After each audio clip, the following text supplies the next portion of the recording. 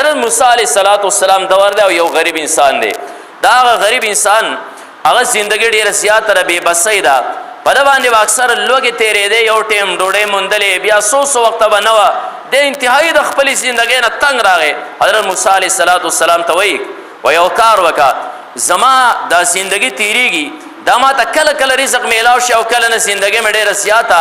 هغه د تنګۍ زندګي ده. د الله نه یو سوال وکړه. هغه سوال دا دی چې هسې هم چې زما کم رزق پر ځمکه باندې هغه رزق خو ما ته میلاویږي که نه، نو چې ما ته په یو کال کې میلاو شي، میاشت کې ما ته غونډ میلاو شي، دا میاشت خو به د راحت تېره شي که نه، ما لري په یو ځای باندې هغه رزق راکړي. بیا کتابونه داسې لیکلي چې الله تعالی د انسان له څه غنم ورکړل، یو دوه بیزي او نور داسې سمال اسباب د انسان ته میلاو شول. د حضرت موسی علیه السلام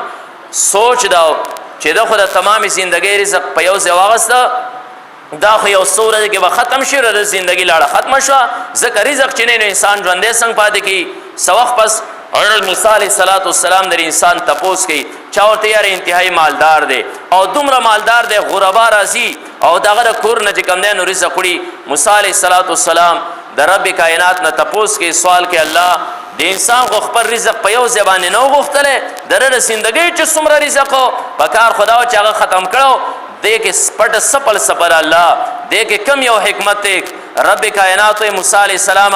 او هم دغه شانتې تا ما ته سپارښت وکړه چې دله د تمام زندګي د چې د رزق په یو ځای ورکړه چې دا لږ وخت خو د راحت تیر شي که نه، ځکه دغه رزق چې ورته په ډېر وخت کې میلاویږي او د زندګي د راحت نه را په یو ځای باندې دې وخوري، زندګي خو به یې لږه د سکون شي. خو د هغه رزق په خپله باندې استعمال نه که، بلکې د هغې خپل لږ رزق کې د ځان سره غربا هم چې دی نو دا شریک کړل. د چې رزق ته کتل چې یاره زما خو د نن ټیم ګزاره خو شوه او دا رزق خو د وس ټیم په ما باندې سیوارې د نور داسې نهر کتل هغول یې وړل، وس هلته به یې وړل او ما به سیوا کول. یو څیز به ما یو پلس باندې چې کوم دی نو بدلو، بیا چې ما نور سیوا کول دا هغه په نورو خلکو باندې استعمالول،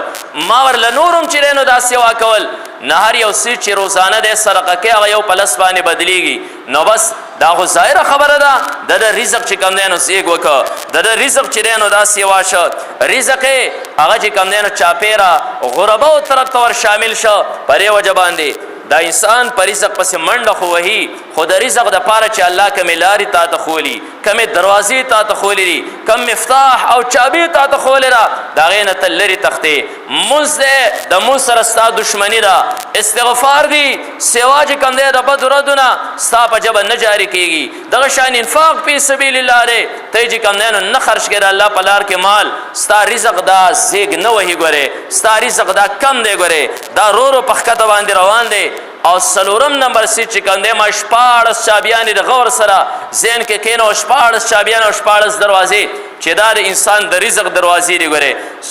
څلورم نمبر دا تقوا ده، پرهیزګاري ده. تقوا دې ته ویلی شي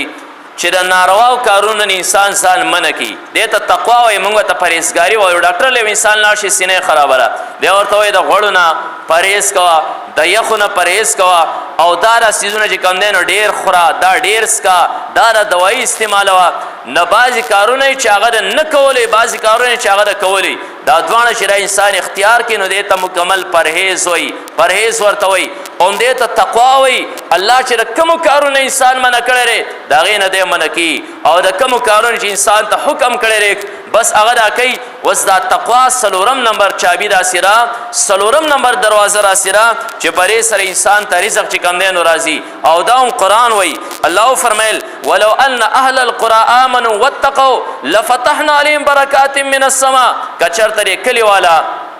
ایمان راوړی وی، واتقوا پرهیزګاري کړی وی، تقوا اختیار کړی وی، لفتحنا علیهم برکات من السماء والارض، پر یو باندې موږ د ځمکې او د اسمان د دواړو برکتونه کولاو کړي. الله فرمیل ومن یتق الله یجعل له مخرجا ويرزقه من حيث لا يحتسب. کم یو انسان چې تقوا اختیار کی، د الله نه یری اختیار کی، پرهیزګاري اختیار کی، یجعل له مخرجا، الله دې انسان له چې کوم دی د سختو نه د وتلو لار راوباسي، ويرزقه من حيث لا يحتسب، او دې انسان له هغه ځای نه رزق ورکړي چې د دې انسان په وهم او ګمان کې د سره اړوي هم نه. دغه شانتې ځای په ځای چې کوم دی الله په تقوا باندې د دې انسان سره د رزق ذمہواری شری نو دا اغستی را الله تعالی رزق د انسان لور کوي ستاسو ذهن ته یو اشکال راځي هغه اشکال دا دی چې کچرته یو انسان هغه د 14 لارې چې دا کم بیانېږي د 14 دروازې او چاویانې ترلاسه نه کړي نو زمونږ خو په الله باندې یقین دی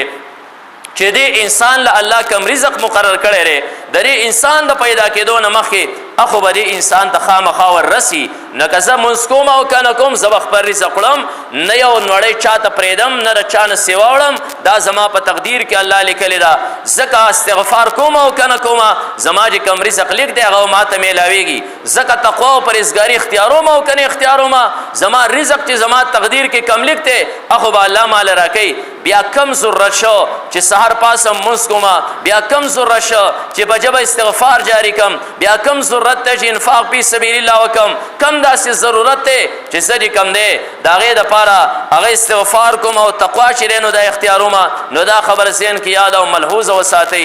غور سره واورئ الله رزاق د هر یو څیز دی الله رزق هر یو څیز ته وررسوي چېرته دنیا کې څوک د رزق دپاره خراب نه شو نه چېرته له لوږې د لاسه مړ شو خو د رزق د ورکولو مختلفې طریقې دي ګورئ الله سپي له هم رزق ورکوي خو ستا کوڅې چې سپی ورشي ته ورته خوراک وماچې او وړو ته یې وسې په ګټو ولې ویس غلوئ دغه هم یو قسمه رزق دی او دغه شان دی چې کوم دی د حیا او د پردې هم یو رزق دی د هغې دپاره ما تاسو سره مثال درکړو مثال می دا درکړو کم یو انسان د الله نه باغی دی الله دغه باغی هم رزاق دی کم یو انسان تقوادار او پرهیزګار دی الله دغه تقوادار او پرهیزګار هم رزاق دی خو د دواړو مثال ما داسې درکړو لکه مثال په طور باندې یو سړی دی د په کور کې چرګان ساتلی دی کورني چرګان یو کس دی د دکان مخکې را پنجره لګولې ده په هغې کې را سپین چرګان چې نو دا ساتلی پارمي چرګان وس دواړه چرګان دی یو پنجره کې دننه لري یو په کور کې بهر کولاو ګرځي بیا تاسو چې کوم دی نو کتلی دي چې کله دا پارمي چرګ چې دا مالک سټ یمو ملالی دی نه منډه وی او نه پسې باندې پاسي د مکمل طور باندې مالک ته ځان سپارلی دی کم ټیم چې مالک وغواړي یا ګاک راغی د ده نه چر غواړي دی پرې لاس کیږي او روایلی او مرۍ باندې ولا چړه راکاږي او داسې هغه ټیم ته یا بل سیس ته ور واچوي او هلته کې د ده نه ساه وخیږي او بیا ټوک ټوکي د دې دکاندار په دې باندې 15-16 منټه نه لګي د چرګ مکمل ځان الله ته سپارلی یو ستاسو کورنی چرګ دی چې کله به پخوا میلمه راغی بیا به د شاړو کوڅو کې خلکو چرګان زغلول نو کله به په لاس باندې چرګ ورغی او کله به ستا نه تیز لاړ نو دی به ستا نه پټ شو ورک په شو کله به سارانی شو او کله به 2-3 ورځې پس چې کوم دی نو دا بیا تا ته میلاو شو تا له په لاس نه رځي بلکې د دې کورني چرګ مخې له چې ته ورځې نو دی څومره اواز کې منډه وهي داسې پارمی چرګ منډه نه وهي همدغه شان دي تاسو ګورئ کم یو انسان چې رب کائنات ته ځان حواله کړه کم یو انسان چې د الله د اوامرو مطابق زندگی تیره کړه کم یو انسان چې د منهیاتو نه ځان وساته د الله تعالی احکامات یې سر ته ورسول د کومو څیزونو نه چې رب کائنات منع کړی دی دی د هغې نه منع شو د خپل لمونځ په صحیح طریقې سره وکړه د استغفار په صحیح طریقې سره وکړل د پرهیزګاري او تقوا چې کوم دی نو دا اختیار کړه نو الله تعالی بیا چې کوم دی د دغه دواړو چرګانو په شان رزق الله د انسان له ورکوي او بیا تاسو کتلي بیا یې پارمي چرګ له چې کم مالک ته ځان سپارلی هغه له څنګه رزق ورکوي مالک او مالک هغه چرګ له څنګه رزق ورکوي کم چې په کور کې ساتلی او د دې مالک نه تریږي پارمي چرګ ته په هغه ځای باندې دی پروتي او داسې کنډولې ورته مخکې ایښولی دی پسې پاسي هم نه بلکې په ملاسته باندې دی چې کله دی خوا مخوکه راوغځي دانې وخوري بیا راسې مخوکه تاو کې دی خوا پسې اوبه وڅښي په هغه ځای باندې دی پروت دی نه په دې پسې الله په رزق پسې دی کړی نه پسې دی منډې وهي دی نه د نورو چرګانو سره جنګ کوي نه په مخوکو باندې یو بل وهي نه چې کوم دی نو دی په خټو او په لوړو باندې هغه خیږي کوزیږي او یو هغه باغي چرګ دی د دې مالک نه چې مالک مخې له ورشي دی چغه وهي مخکې منډه وهي هغه پسې سهار چې کله د هغې مخصوصې کوډګۍ نه سر مالک لرکي نه هغه یو موټی غنم یې پارمي چرګ له عمر کړو هغه یو موټی غنم یې دغې چرګانو ته هم داسې ورویشتل خو چې ورویشتل نه د دې موټی غنم لاړل څه په خټو کې ونختل سره ګټو د لاندې شول څه چې کوم دی نو بوټ کې ونختل دا چرګې سهار په 6 بجې ته پرېږدې دی د 11 بجو پورې هغه یو موټی غنم ځان له راغونډۍ ځان پې زرې زرې کړي د خټو نه یې رازادوي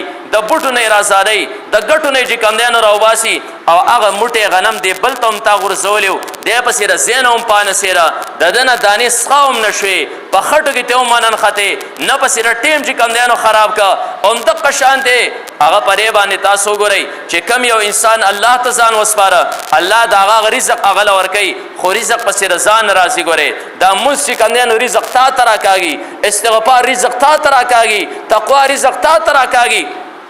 او کله چې د الله نه ته باغې وې ستا هغه رزق دی خو زرې زرې دي کې پسې کله پسې ته چې کم دی د خوړ ګټې په بله باندې واړې کله پسې د سیند ګټې په بله باندې واړې کله پسې ځنګلات په بله باندې واړې کله پسې یو ملک ته لاړ شې هغه ملک ستا سن وړې دي راغونډې دې کړې بیا پسې بل ملک ته لاړ شې هلته هم خوند ونه که بیا د دنیا په ګوټونو باندې ته وګرځېدې او د زندګۍ هغه یو نوړۍ دې راغونډه کړه ستړی ستومانه وې زرې زرې وې د هغه رزق د طلب نه بل څه ته چې کم دی نو وزګار نه شوې تا د خپل ژوند یو نوړۍ د دنیا په ګوټونو کې چې کم دی نو راغونډه کړه او ستړی ستومانه د دنیا نه چې کم دی نو هغه لاړې فرق دومره غونته کې دی فرق دومره دی نو که ته د عزت زندګي غواړې د راحت زندګي غواړې الله فرمایل چې کم یو انسان هغه خوشګوار او پاکیزه زندګي غواړي د هغې دپاره شرط دا دی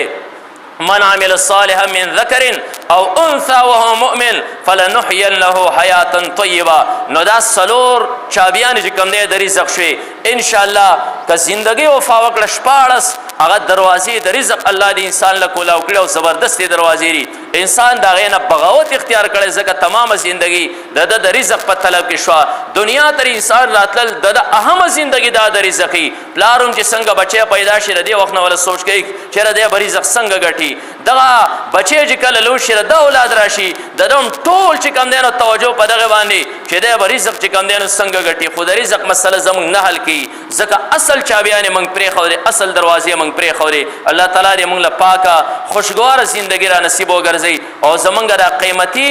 اوقات ته الله په خپل عبادت باندې صرف کړي واخر دعوانا